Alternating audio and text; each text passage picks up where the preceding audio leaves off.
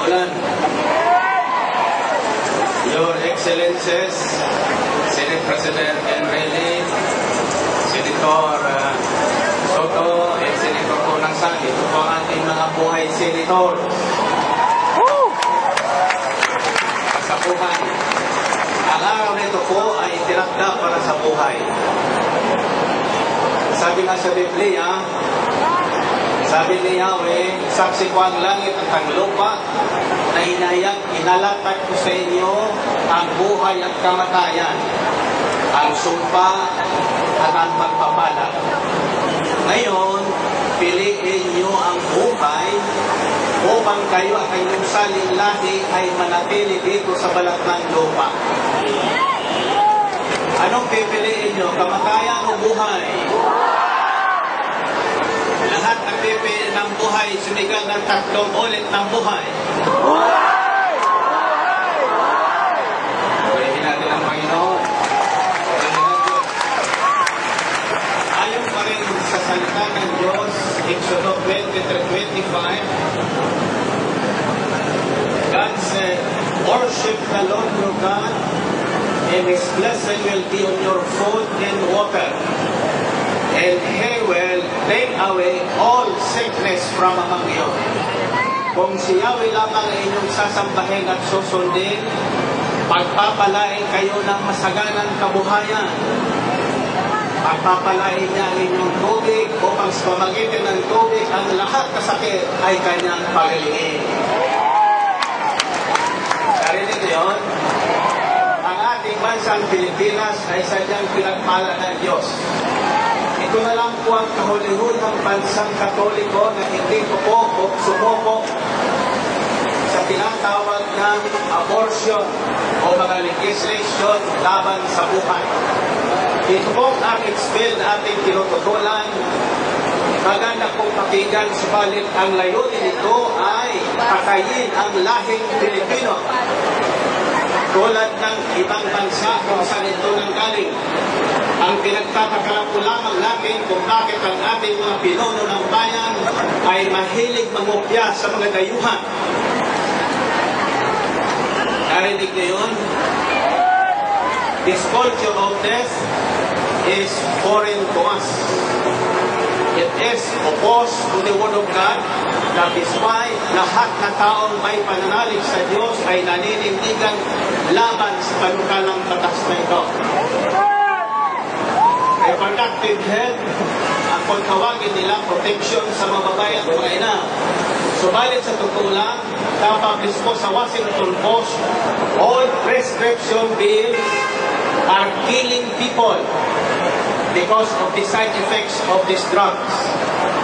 All drugs for that matter have destructive side effects. Mayroon po tayo isang kapatid sa California, sa Fairfield, galing ko lang po doon, na nagpatuto sa akin. Siya pa isang retired head nurse ng isang hospital.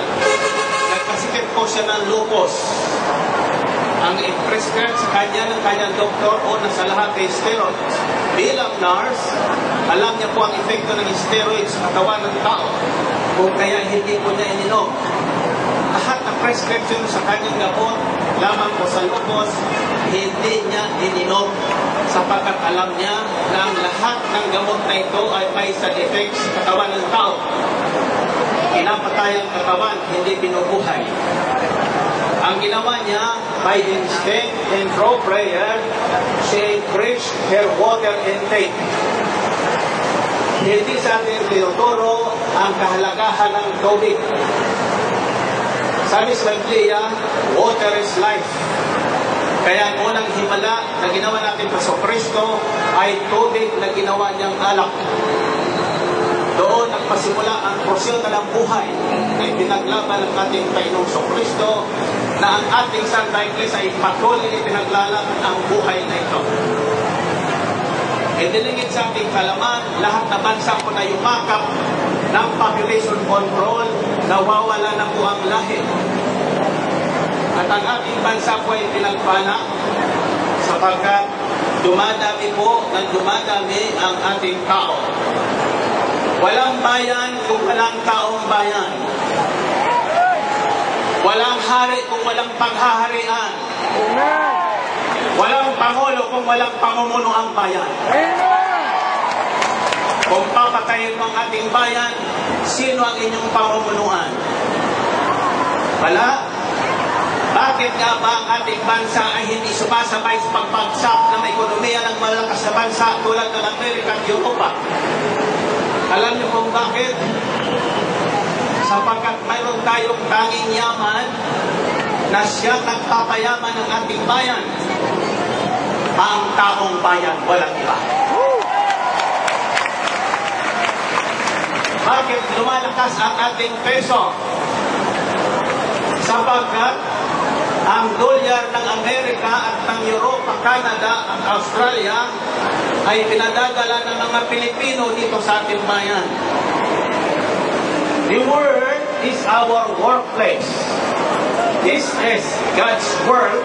This is our place. Amen? Amen. May kausap ako negosyanteng Hapon na edit ko magtayo ng retirement area sa Pilipinas. Ako bakit? Sapagkat kanya ang populasyon ng Hapon wala nang mag-control from 120 million bumagsak ng 80 million. Out of the 80 million, 40 million ang retirees. Walang mga lalana sa kanilang mga retirees. Mahal ko mag-import ng mga caregivers. Kaya sabi nila, mabuti dito na kami mag-retire sa Pilipinas.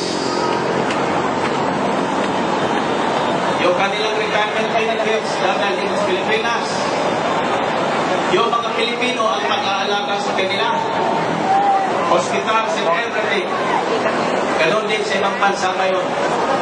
Ang dapat kapag pag-upulan ng ating mga senador at ng ating mga kongresista ay kung paanong tuturuan ating populasyon na magkaroon ng matatag na hanap buhay ayon sa pangailangan ng buong daigdig.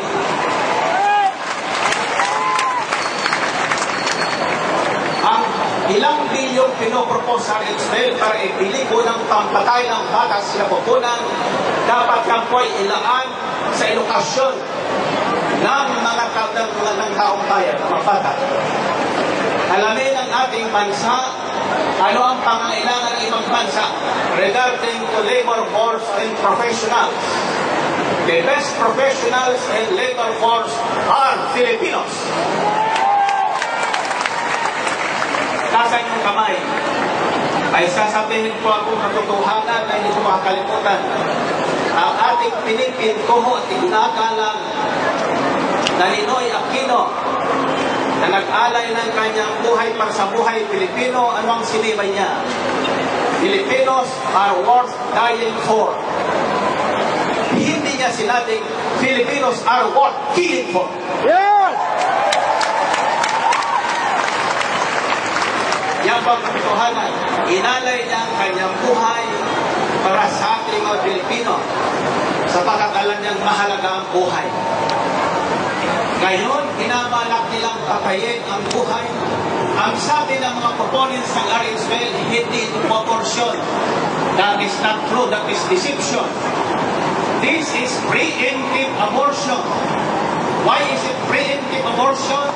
Because pinipigilan sa pamagitan ng mga gamot yung pagkatao, pagiging tao ng bata sa sinapupunan. What do you call that? That is preemptive abortion. Premeditated killing. Kills whatever kind of this kills. Pumapatay po yan ng cells ng katawan. Bakit may sakit na maraming tao? Kulang sa tubig. Dehydrated ang lahat ng tao. Pag dehydrated ang lahat ng tao, kulang dyan ng isang bigang na lupa na ang mga damot halaman na mamatay pag nag-araw. Pero sandaling ito lang po yan, usang tutubo sapagkat nagkakaroon uli ng buhay ang ugat na naiwanan doon sa lupa. The human body is 75% water. Anong tawag sa water? H2O, hydrogen and oxygen. Kung tinatapos tayo sa oxygen, dahil yan kulang sa tubig. ang bansang Pilipinas, kung ang ating marurunong sa bansa, mga senador, kongresista, pangod ang ating bansa,